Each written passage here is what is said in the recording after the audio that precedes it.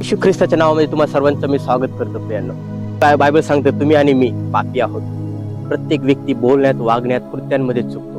पण प्रत्येक व्यक्तीकडून काही ना काहीतरी चूक झालेली आहे आणि त्या चुकांची क्षमा करण्यासाठी एक मोठं बलिदान या पृथ्वीवरती 2026 वर्षापूर्वी एका देवाच्या पुत्राला त्या वधस्तंभावरती तुमच्या आणि माझ्या पापांची क्षमा करण्यासाठी त्या वधस्तंभावरती कुर्बानी द्यावं लागली. ते म्हणजे येशू ख्रिस्ताचं. बायबल सांगतं की 2026 वर्षापूर्वी येशू ख्रिस्त त्या पृथ्वीवरती जन्मास आला. बायबल सांगते की येशू ख्रिस्त ते एका मानवांमध्ये राहिला. तो त्याचा स्वर्ग सिंहासन सोडून त्या पृथ्वीवरती त्याचा गायच्या गोठ्यामध्ये त्याचा जन्म झाला. प्रियांनो, तो मनुष्यामध्ये राहिला. त्यानं मनुष्यांमध्ये राहून मनुष्याचे वागणं, बोलणं, चालणं सगळ्या गोष्टी तो शिकला.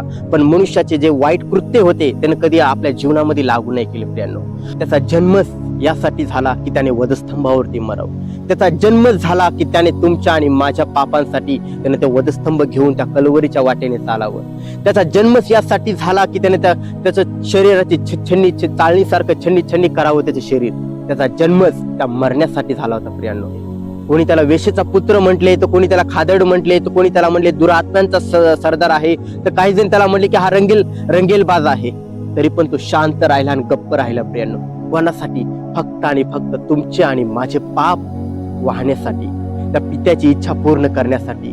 प्रियांनो, त्याला बायबल सांगते की त्या येशू ख्रिस्ताला त्याला वधस्तंभावरती लटकवण्यात आले आणि त्याला अशा ठिकाणी लटकवण्यात आले की त्याच्या एका बाजूला, दोन्ही बाजूला पण चोर होते. प्रियांनो, तो निष्पाप असताना देखील त्याची गणना चोरांमध्ये करण्यात आली, लुटारूंमध्ये गणना करण्यात आली. पण चुकांचा, पापांचा असा कोणताही असा तीळ नव्हता त्याच्यामध्ये जीवनामध्ये. तरी पण त्याला वधस्तंभावरती लटकवण्यात आले. प्रियांनो, फक्त आणि फक्त तुमच्या आणि माझ्यासाठी. तो वधस्तंभ तुमच्या आणि माझ्यासाठी ठरवला होता, पण त्याने स्वतःवरती घेतला.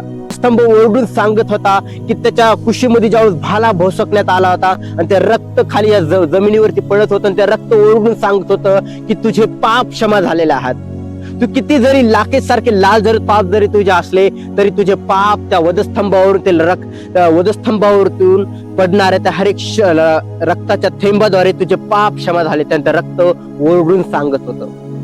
ते रक्त संपूर्ण सृष्टीला म्हणत होतं की तुझे पाप क्षमा झालेले आहेत. आणि तू त्या येशूच्या रक्ताद्वारे तुझ्या पापांची, तुझ्या अपराधांची, तुझ्या चुकांची परमेश्वराने क्षमा केलेली आहे. आणि ते रक्तच आज तुम्हाला आणि मला त्या जीवनावरती ग्रहण करायचं आहे. तुमच्या आणि माझ्या त्या पापावरती ते पांघरून घालण्यासाठी रक्त सदैव तयार आहे. मस्त 2026 वर्षापूर्वी त्या वधस्तंभावरती येशू ख्रिस्त मेला, पण आज पण त्याचं रक्त आपल्याला ओरडून सांगत आहे की तुम्ही त्या रक्ताचं ग्रहण करा, म्हणजे तो रक्त तुमच्या पापांची, अपराधांची तो क्षमा करेल. प्रियांनो, ज्यावेळेस येशू ख्रिस्त त्या वधस्तंभावरती लटकला गेला त्यावेळेस येशू ख्रिस्त नव्हता, तर अखिल सृष्टीचा तो निर्माण करता त्या वधस्तंभावरती लटकावला होता.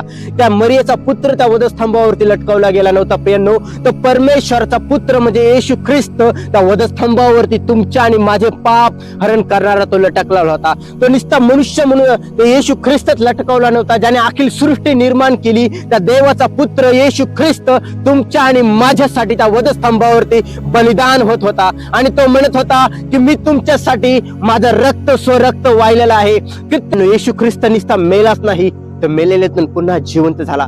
बायबल सांगते त्याला कबरेमध्ये पुरण्यात आले आणि कबरेतून पुन्हा तिसऱ्या दिवशी तो सांगितल्याप्रमाणे मेलेल्यातून पुन्हा जिवंत झाला. आणि आज तो पित्याच्या उजव्या हाताच्या ठाई तो विराजमान आहे. प्रियांनो, आणि तोच येशू ख्रिस्त आज आपल्यामध्ये पवित्र आत्म्याच्या स्वरूपामध्ये तुमच्या आणि माझ्यासोबत राहण्यासाठी सदैव तयार आहे.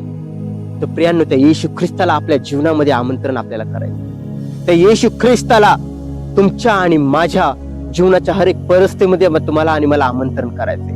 ज्यावेळेस येशू ख्रिस्त त्या वधस्तंभावरती लटकला होता, संपूर्ण सृष्टी कंपायमान झाली होती. प्रियांनो, संपूर्ण सृष्टी बोलत होती की देवाचा पुत्र अखिल सृष्टीसाठी बलिदान झालेला आहे. संपूर्ण सृष्टी बोलत होती, सांगत होती की देवाचा पुत्र तुमच्या आणि माझ्यासाठी बलिदान झालेलं आहे. आणि तेव्हाचं अकल्पनीय बलिदान त्या वधस्तंभावरती लटकत होतं. प्रियांनो, शब्दामध्ये, कृत्यांमध्ये, ना कोणत्याही आचरणामध्ये व्यक्त करण्यासारखं नव्हतं. तुम्हाला आणि मला त्या परमेश्वराने कोणत्या सोन्याद्वारे, ना मौल्यवान पैशाद्वारे नाही, तर परमेश्वराने त्याच्या रक्ताद्वारे तुम्हाला आणि मला विकत घेतलेलं. प्रियांनो, ते उंच आणि माझे जे पाप होते प्रियांनो, त्याने स्वतःवरती त्या वधस्तंभावरती घेतले. प्रियांनो, तो तुमच्या आणि माझ्यासाठी नग्न झाला, तो तुमच्या आणि माझ्यासाठी तो लाचार झाला, तो तुमच्या आणि माझ्यासाठी त्याने स्वतःचं प्राण दिलं आणि स्वतःचं रक्त वाहिलं प्रियांनो.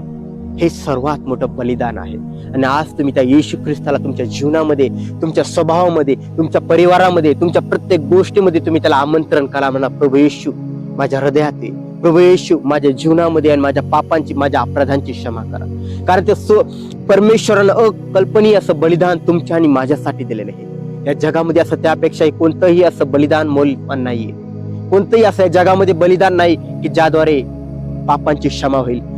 असं कोणतंही बलिदान नाही. तुम्ही कित्येक असे बलिदान बघितले असतील, त्या बलिदानाद्वारे ते नवस पूर्ण होत असतील, त्या बलिदानाद्वारे हर एक गोष्टी पूर्ण होत असतील, पण पापांची क्षमा करणारा एकमेव म्हणजे ते येशू ख्रिस्त आहे.